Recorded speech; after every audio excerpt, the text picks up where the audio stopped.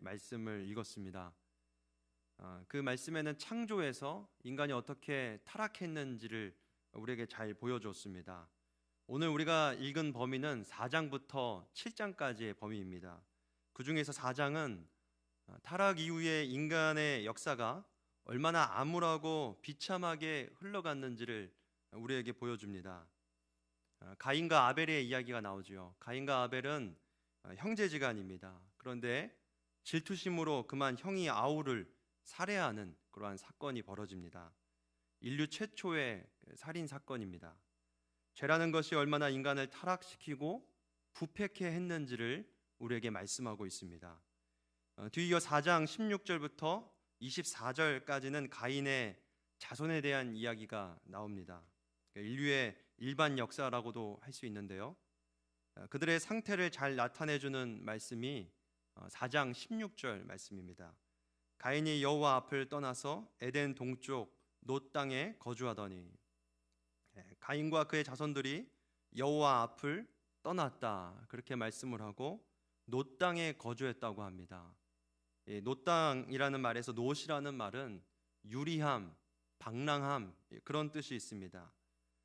가인은 또 그의 자손들은 하나님을 떠나서 방랑하는 삶을 살게 됩니다.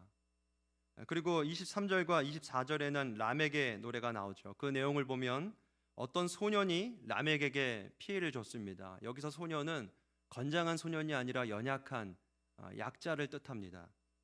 어떤 실수로 인해서 라멕에게 좀 피해를 입혔나 봅니다. 그런데 라멕은 거기에 살인으로 복수를 합니다. 무참하게 그 소년을 죽이고 그것에 자랑하는 노래를 지어서 부릅니다.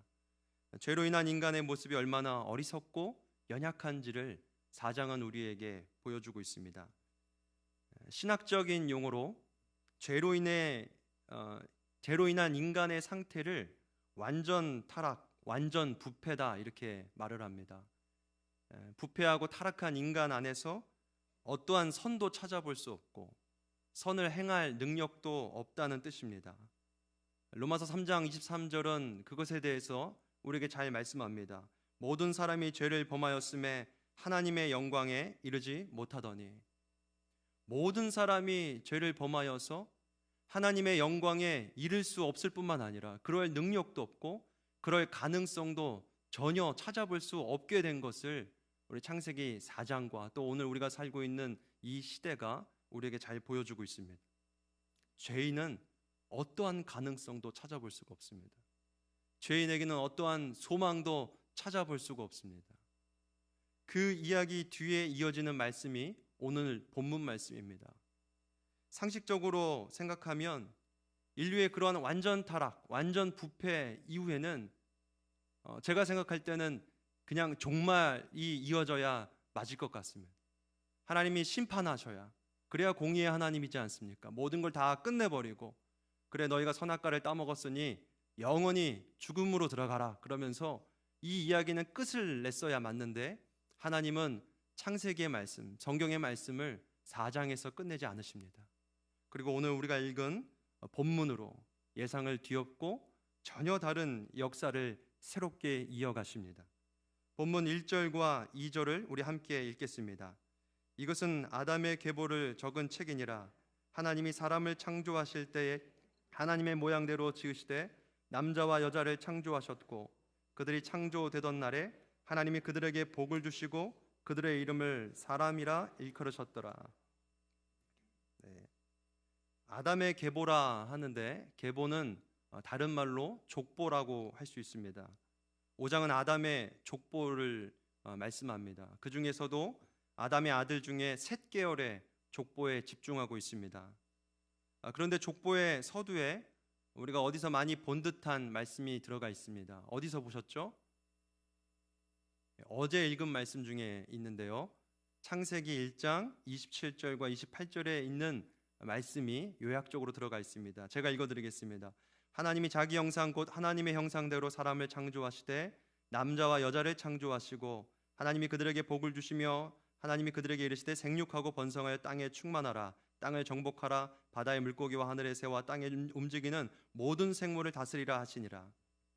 이 셋 계열의 족보를 시작하면서 그 서두에 하나님께서 인간을 창조하실 때 타락하기 전에 주셨던 그 말씀을 그대로 먼저 쓰고 있습니다. 무엇을 말씀합니까? 비록 인간이 죄를 짓고 하나님을 떠났습니다. 완전 타락하고 완전 부패하여서 선을 찾아볼 수도 없고 선을 행할 능력조차 없는 그러한 영원한 죽음으로 돌진할 수밖에 없는 그러한 상태가 되었지만 하나님께서 다시 그 창조 때에 주셨던 그 은혜, 그 복을 회복시켜 주신다는 말씀입니다. 하나님은 셋 계열의 자손들을 선택하셔서 다시 한번 기회를 주십니다. 3장과 4장에서 끊어졌던 그 창조 때의 그 은혜, 그 하나님의 주신 그 명령을 다시 한번 기회를 주셔서 이어가게 하십니다. 창조 때 주신 인간의 영광과 축복을 회복하게 하시는 역사를 새롭게 열어가시는 것입니다. 누가복음 3장에서 예수님의 족보를 소개합니다. 그러면서 이 창세기 5장의 아담에서 노아까지 이어지는 이 10대, 10대의 족보를 그대로 인용하였습니다. 그리고 그 족보는 어디로 이어지냐면 예수 그리스도께로 이어집니다. 하나님은 우리가 타락하여서 하나님을 떠났지만 우리를 다시 부르셔서 예수 그리스도께로 이어지는 그 구속 역사 가운데 우리를 초청하셨습니다. 여러분 믿으십니까? 오늘 5장의 족보는 바로 예수 그리스도로 이어지는 그 구속 역사의 서두로서 역할을 하게 됩니다. 이렇게 해서 인간의 역사는 두 계열의 역사로 갈라집니다. 하나는 가인 계열의 역사, 다른 하나는 셋 계열의 역사입니다. 가인 계열의 역사는 죄의 자녀들의 역사입니다. 하나님을 떠나서 유리하고 타락한 상태로 그대로 살아가는 영원한 죽음을 향하여 돌진하는 인류 보편의 역사입니다. 반면 셋 계열의 역사는 구속 역사입니다. 죄로부터 구원받은 하나님의 백성들의 역사입니다. 4장 말미에서 보여주는 하나님을 예배하는 예배 공동체의 역사입니다. 우리가 성경을 보면서 이 두 계열의 역사의 그런 치열한 갈등을 우리가 볼 줄 아는 눈이 있어야 됩니다. 가인 계열의 역사는 힘이 있습니다. 그래서 세계의 역사를 지배합니다. 그들은 힘으로 다스리고 그들은 점점 자기들의 세력을 넓혀갑니다. 반면 거기에 비해서 셋 계열은 지극히 연약합니다. 그러나 하나님께서는 결국에 셋 계열을 통하여서 예수 그리스도를 나게 하십니다. 우리는 이 가인 계열과 셋 계열의 이 치열한 싸움 가운데서 인간의 불순종과 그러나 하나님의 백성으로 살아가려는 그 두 역사 가운데서 궁극적으로 하나님의 구원의 역사가 승리하는 그러한 은혜를 성경을 통하여 볼 줄 알아야 합니다. 그 저항할 수 없는 구속의 은혜를 통하여서 우리가 성경을 점점 읽으면서 이기시는 하나님, 종말론적으로 우리를 궁극적으로 구원하시는 하나님, 회복시키시는 하나님을 모두 만나시기를 주님의 이름으로 축복합니다. 우리 모두는 죄성이 있죠. 그래서 실수할 때가 많습니다. 셋 계열의 역사 속에서 우리가 살아간다라고 하나님의 구속 역사 가운데 우리가 살아가겠노라고 늘 다짐하면서도 가인 계열의 역사에 가인 계열의 그 죄성에 섞일 때가 많이 있습니다. 비록 우리가 교회에 나오고 또 이렇게 예배를 드리지만 죄성이 있어서 하나님을 늘 배반할 때가 있고 하나님을 떠날 때가 있고 죄를 지을 때가 있습니다. 유혹에서 벗어나지 못할 때가 있습니다. 저도 그런 것들을 생각할 때마다 얼굴이 붉어지고 참 어디로 숨어버리고 싶을 때가 많이 있습니다. 그럴 때마다 하나님은 그래 너 잘 알았다. 너 죄를 내가 모르는 게 아니야. 그러면서 너 조용히 있어. 너는 곧 심판당할 거야. 하나님은 우리를 그렇게 말씀하지 않으십니다. 네 인생은 너의 죄 때문에 다 끝난 거야. 그렇게 말씀하지 않으십니다. 하나님은 우리에게 새로운 기회를 주시는 하나님인 줄 믿습니다. 하나님의 관심은 우리를 끝내는 데 있지 않습니다. 다시 은혜를 주시고 회복해 하시는 새로운 기회, 새로운 역사를 주시는 하나님이심을 믿으시길 바랍니다. 자, 그렇다면 하나님께서 은혜로 열어주신 구원의 그 역사, 구속의 역사, 이 셋 계열은 가인의 계열과 무엇이 다른가? 어떤 특징을 갖고 있는가? 우리가 두 가지로 살펴보기를 원합니다. 첫째는 이 셋 계열은 하나님께로부터 복을 받은 자손들입니다. 우리 본문 2절 말씀을 함께 읽겠습니다. 남자와 여자를 창조하셨고 그들이 창조되던 날에 하나님이 그들에게 복을 주시고 그들의 이름을 사람이라 일컬으셨더라. 여기에 보면 하나님이 그들에게 복을 주셨다 그렇게 말씀하고 있습니다. 아담과 하와가 타락하여서 에덴 동산에서 분명히 쫓겨났습니다. 그런데 하나님께서 그들에게 은혜를 베푸셔서 그 주신 복을 계속해서 이어가시도록 하나님이 해주신 것입니다. 그렇다면 복이 무엇일까요? 오늘 여기서 하나님이 주신 복이 무엇일까? 복의 개념을 한마디로 정의하기는 어렵습니다. 물질적인 것과 심적인 것, 영적인 것을 다 포함하는 개념이 이 복입니다. 그러나 창조 때 하나님께서 주신 이 복을, 오늘 본문에 나타난 복을 살펴보면 한 가지 특징이 있습니다. 하나님께서 인간에게 사명을 주시기 전에 이 복을 주셨다는 것이죠. 우리가 읽은 2절에 나타나는 복이 이미 창세기 1장 28절에서 하나님이 주신 복인데요, 28절을 제가 다시 한번 읽어드리겠습니다. 하나님이 그들에게 복을 주시며 하나님이 그들에게 이르시되 생육하고 번성하여 땅에 충만하라. 땅을 정복하라. 바다의 물고기와 하늘의 새와 땅에 움직이는 모든 생물을 다스리라 하시니라. 하나님께서 아담과 하와를 지으시고 그들에게 다스리라라는 사명을 주십니다. 만물을 다스리라라는 사명을 주시는데 그 사명을 주시기 전에 주신 게 뭘까요? 바로 복입니다. 하나님께서 사명을 주시면서 그 사명을 감당하는 데 있어서 필요한 것들을 주신 게 바로 복입니다. 창세기 9장 1절도 이렇게 말씀합니다. 하나님이 노아와 그 아들들에게 복을 주시며 그들에게 이르시되 생육하고 번성하여 땅에 충만하라. 노아와 그의 아들들이 생육하고 번성하여 땅에 충만하는 데 있어서 필요한 것, 그것을 주셨는데 그게 바로 복입니다.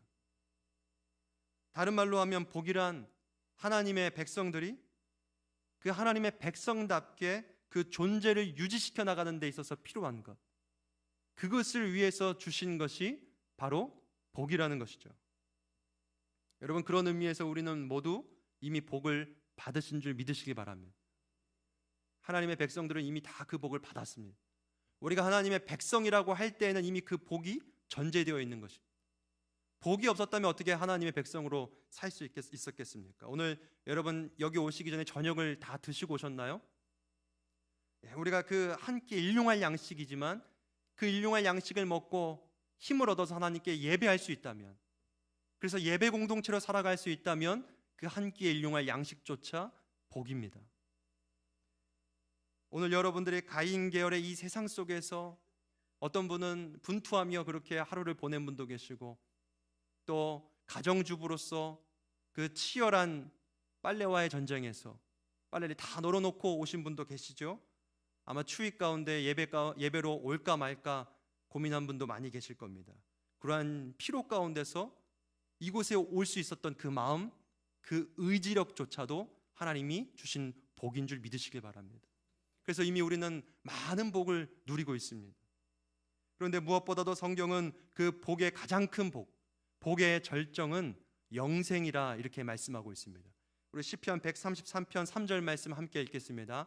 헐몬의 이슬이 시온의 산들에 내림 같도다. 거기서 여호와께서 복을 명령하셨으니 곧 영생이로다.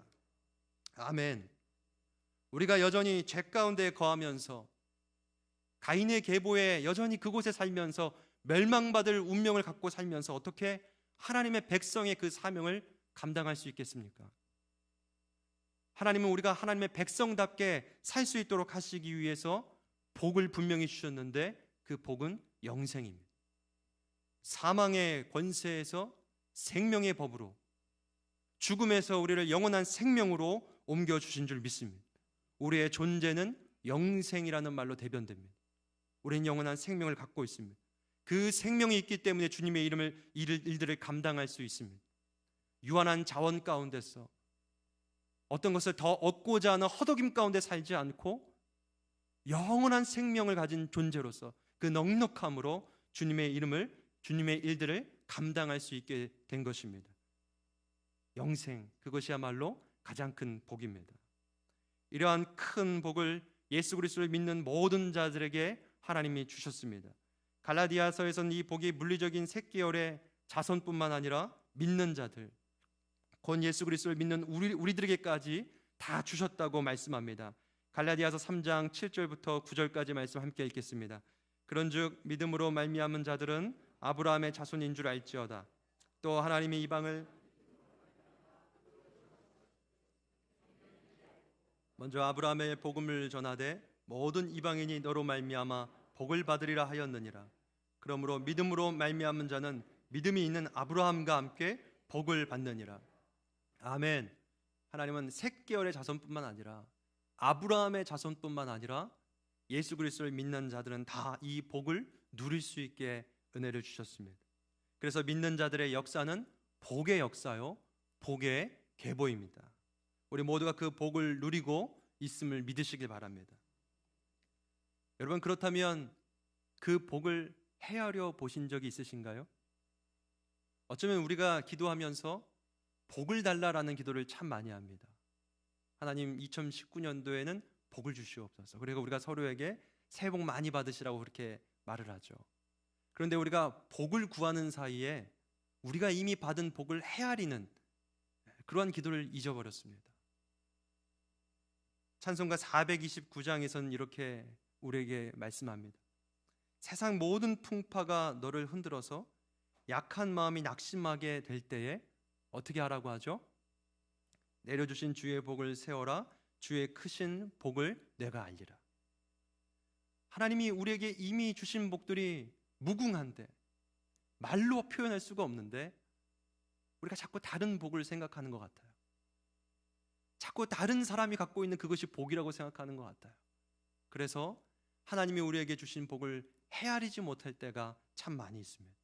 그러나 이 찬송가의 가사처럼 2019년 세상 풍파가 우리를 흔들어서 우리의 마음이 낙심하게 될 때에 받은 복을 헤아려 보시길 바랍니다. 주의 크신 복을 우리가 알게 될 것입니다. 하나님은 우리를 구원하셨을 뿐만 아니라 구원받은 자답게 살 수 있도록 그 존재를 유지시켜 나갈 수 있도록 복을 다 주셨습니다. 그 복을 기억하면서 늘 헤아리면서 그렇게 우리가 살고 기도할 때에 하나님의 크신 은혜가 여러분들에게 충만하게 있게 될 것입니다. 중앙일보에서 그런 기사가 2년 전에 났었습니다. 프랑스에서 있었던 일인데요. 프랑스 남부에서 어떤 주택에 물이 좀 샜습니다. 그래서 보수공사를 시작했는데요. 그 보수공사를 하다가 누수되는 그 곳이 다락방이라는 것을 알게 됐다고 합니다. 그래서 다락방을 열어서 어디가 누수가 됐나 찾기 위해 다락방에 있는 그 오래된 먼지 쌓인 물품들을 다 밖으로 꺼냈습니다. 그렇게 다 꺼내고 보니까 오래돼 보이는 액자 하나를 발견했습니다. 가로가 175cm에 세로 44cm인 그냥 오래돼 보이고 쓸모없어 보이는 그런 그림이었습니다.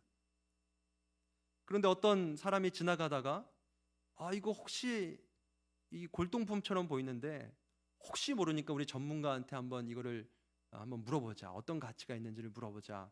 그렇게 했습니다. 그리고 전문가의 감정 결과 이 그림은 1604년경에 그 유명한 화가인 카라바조가 그린 그림으로 추정되는 그런 그림이었습니다. 카라바조 하니까 와닿지가 않으시죠? 저도 누군지 모릅니다. 그런데 인터넷 찾아보니까 아주 유명한 화가라고 합니다. 그래서 이 그림이 알려지면서 프랑스 정부가 그 그림을 국가의 보물로 지정할 정도로 가치 있게 여겼습니다. 그리고 경매 가격을 받았는데 무려 1570억 원이었다고 합니다. 1570억 원의 그 그림을 다락방에 놓고도 그것의 가치를 몰라서 그냥 먼지 쌓인 채 그냥 그렇게 그 사람은 살아갔던 것입니다.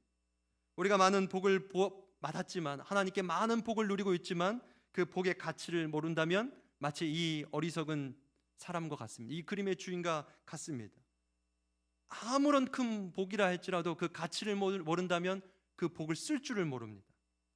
우리가 자꾸 물질적인 복만 복이라고 생각하기 때문에 우리가 자꾸 무언가 소유하는 것만을 복이라고 생각하기 때문에 정말 하나님께서 주신 그 큰 복을 값을 매길 수 없는 그 큰 복, 영생의 복, 구원의 복, 하나님이 우리의 존재를 자녀 삼아 주신 그 복을 헤아릴 수가 없게 되었습니다. 점점 눈에 보이는 복만 구합니다. 그러면서 내가 가진 땅 문서, 내가 지금까지 쌓아온 적금에 있는 그 금액만 보면서 그것만 복이라고 생각합니다. 그리고 더 큰 복을 달라고 하나님께 구하는 사이 진짜 하나님이 주신 복들을 다 잃어버렸습니다. 우리가 오늘 이 시간 이 말씀을 통하여서 2019년도에는 여러분들의 다락방 속에 숨겨놨던 그 하나님이 주신 복들을 다 꺼내시길 바랍니다. 다 헤아리시길 바랍니다. 하나님이 우리에게 복을 주셨으면 그 복을 헤아리면서 그 주신 복으로 주님의 사명을 감당하는 신일의 성도님들 다 되시길 바랍니다. 그렇다면 무엇 때문에 하나님이 이 복을 주셨을까요? 이 창세기에 나타나는 복의 특징이 있다고 했죠? 뭐라고 말씀을 드렸죠? 이 복은 무엇을 주시기 전에 주셨나요? 사명을 주시기 전에 그 사명을 감당하라고 주셨습니다. 그렇다면 우리의 사명은 무엇입니까? 창세기 1장에서 하나님은 그 사명으로 아담과 하와가 만물을 다스리라, 그 다스림의 권세를 주시면 다스리라는 그런 사명을 주셨습니다. 그렇다면 다스린다라는 것, 그렇게 살아간다라는 것은 구체적으로 무엇을 의미할까요? 이 사명이 바로 가인 계열과 셋 계열이 다른 중요한 특징이 됩니다. 이 셋 계열의 두 번째 특징입니다. 본문 3절입니다. 아담은 130세에 자기 모양 곧 자기의 형상과 같은 아들을 낳아 이름을 셋이라 하였고, 이미 1절에서 아담이 하나님의 모양대로 지음을 받았다라는 말씀을 우리가 보았습니다. 그런데 이제 아담이 셋을 낳았는데 어떤 모양으로 셋을 낳았냐? 어떤 모양이죠? 자기의 모양, 곧 자기의 형상으로 낳았다, 그렇게 말씀을 합니다. 이게 무슨 말씀일까요? 아담이 하나님의 형상을 잃어버리고 아담 자기만의 형상으로 아들을 낳았다라는 말일까요? 그렇지 않습니다. 아담은 하나님의 형상을 그렇게 지음받고 나서 그 형상대로 살았습니다. 그리고 셋에게 자기의 형상은 뭐냐면 하나님의 형상을 그대로 전수해 준 것입니다. 여기에 자기의 형상, 자기의 모양은 곧 하나님의 형상, 하나님의 모양을 그대로 이어준 것입니다. 셋 계열은 계속해서 이 하나님의 형상을 자손 대대로 전하고 그분의 형상을 이 땅 가운데 남기는 것을 사명으로 여기고 살았던 것입니다. 5장의 족보에는 아담에서 노아까지 10대의 자손들이 기록되어 있습니다. 셋의 자손 모두를 기록한 것이 아니라 중요한 인물만 선별하여 적었습니다. 그런데 가인 자손의 이야기에 비하면 이 셋 자손의 이야기는 꽤 간략합니다. 가인의 자손들은 그들의 업적이 있죠. 무언가 이루었습니다. 무언가 쌓았습니다. 문명을 낳았습니다. 그리고 가인 계열은 죽었다라는 말이 없습니다. 그런데 셋 계열은 짧게 말해서 그냥 낳고 죽은 인생입니다. 몇 세에 누구를 낳았고 몇 세 동안 또 자식을 낳다가 몇 세에 죽었더라. 그냥 낳고 죽었다라고 얘기하고 있습니다. 그러나 이 셋 계열과 가인 계열의 차이는 무엇이냐? 비록 가인 계열은 자기들의 업적을 남겼고 자기들의 명성을 이 땅 가운데 남겼지만 하나님의 형상을 남기지 않았습니다. 하나님이 그들을 창조했던 본래의 목적, 인간을 창조한 본래의 목적의 그 목적을 다 잃어버렸습니다. 그 사명을 다 잃어버렸습니다. 그러나 아담의 계열, 셋 계열은 그냥 자식을 낳고 죽었지만 낳을 때 무슨 사명을 감당했냐? 하나님의 형상을 이 땅 가운데 남기는 그 사명을 감당했습니다. 죽었지만 하나님의 형상을 남기는 역사, 하나님께서 그렇게 셋 계열을 통하여서 그 형상을 이루어 결국엔 예수 그리스도까지 이르는 그 역사를 은혜로 주신 것이죠. 여러분, 믿는 자들의 사명은 나의 업적을 남기는 데 있지 않습니다. 우리의 사명은 나의 명성을 남기는 데 있지 않습니다. 가인 계열은 죽지 않으려 했습니다. 가인 계열은 어떻게든지 이 땅에 무언가 남기려 했습니다. 죽지 않기 위해 성을 쌓았습니다. 죽지 않기 위해 나에게 해를 끼치면 나는 더 큰 벌로 너를 해할 것이다, 그렇게 말했습니다. 그러나 셋 계열은 비록 자기는 죽었지만, 비록 나는 죽었지만 하나님을 높이는, 하나님을 남기는 그러한 삶을 살았습니다. 여러분, 우리가 왜 성경을 읽습니까? 우리가 성경을 읽으면서 하나님을 알기 위해 읽습니다.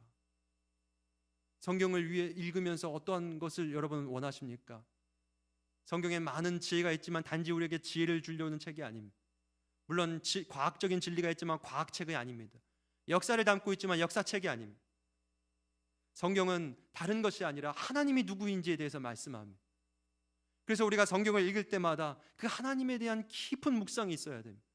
성경을 읽으면 읽을수록 하나님을 추구하고, 성경을 읽으면 읽을수록 내가 죽고 하나님이 드러나시는 인생으로 우리가 변화되어야 합니다. 하나님의 성품을 알아가고, 그의 거룩한 성품, 그의 헤세드의 사랑, 그의 국률의 사랑을 우리가 계속해서 알아가고 있지 않습니까? 그렇다면, 알았다면 내가 죽어야 합니다. 내가 여전히 남고 헤세드를 말하면 어떤 의미가 있습니까? 우리의 사명, 하나님의 백성의 사명은 나는 죽는 것입니다. 내가 죽고 하나님의 형상을 이 땅 가운데 남기는 것, 그것이 우리의 사명입니다. 하나님이 드러나는 것, 그것이 하나님께 영광 돌리는 것입니다. 세상 가운데 하나님의 영광을 드러내는 것, 그것이 하나님을 높이는 것입니다. 특별히 성경은 하나님의 형상의 절정이 무엇이냐, 누구냐, 하나님의 형상이 그렇다면 누구냐, 바로 예수 그리스도다, 그렇게 말씀하고 있습니다. 고린도후서 4장 4절 우리 함께 읽겠습니다. 그 중에 이 세상의 신이 믿지 아니하는 자들의 마음을 혼미하게 하여 그리스도의 영광의 복음의 광채가 비치지 못하게 하려 하매니 그리스도는 하나님의 형상이니라. 골로새서 1장 15절 말씀도 이렇게 말씀합니다. 함께 읽겠습니다. 그는 보이지 아니하는 하나님의 형상이시요 모든 피조물보다 먼저 나신 이시니. 예수님께서 우리가 해야 될 사명을 그대로 다 보여줬지 않습니까? 예수님의 모습을 한마디로 요약하면 그는 하나님의 형상 그 자체였습니다. 우리는 예수님처럼 살아야 합니다. 예수님을 닮아야 합니다. 그것이 우리의 사명입니다. 하나님께서 그렇게 하라고 우리를 구원하셨습니다.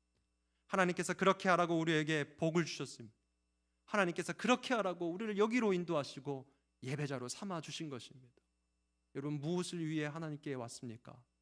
2019년 여러분 무엇을 하나님께 기도하고 있습니까? 더 많은 재산을 늘려가는 것보다 더 중대한 사명이 있다면 예수 그리스도를 닮는 것입니다.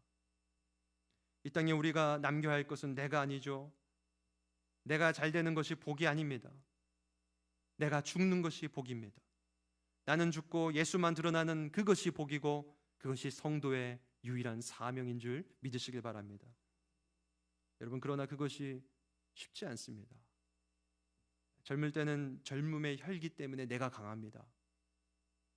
나의 꿈이 있죠. 나의 비전이 있습니다. 그것을 이루기 위한 그러한 욕망이 내 안에 넘칩니다. 그래서 하나님이 드러나지 못하고 내가 드러나는 삶을 삽니다. 중년을 지나 노년으로 갈수록 내가 점점점 약해지는 것이 아니라 나의 고정관념이 더 굳어집니다.